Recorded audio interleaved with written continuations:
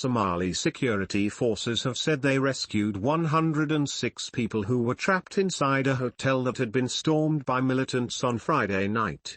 21 people died and 117 were injured in the 30-hour ordeal, the health ministry said. Officials say the fight to retake the hotel is now over. The assailants used explosives to gain entry to hotel before violently taking control. Islamist militant group Al-Shabaab has taken responsibility for the attack. It has engaged in a long-running conflict with the federal government. The security forces have ended the siege now and the gunmen are dead. We've had no incoming gunfire from the building in the past hour, an unnamed official had earlier told foreign news agency. The attack on Friday marks the first in the capital by the group since Somalia's new president, Hassan Sheikh Mohamud, was elected in May.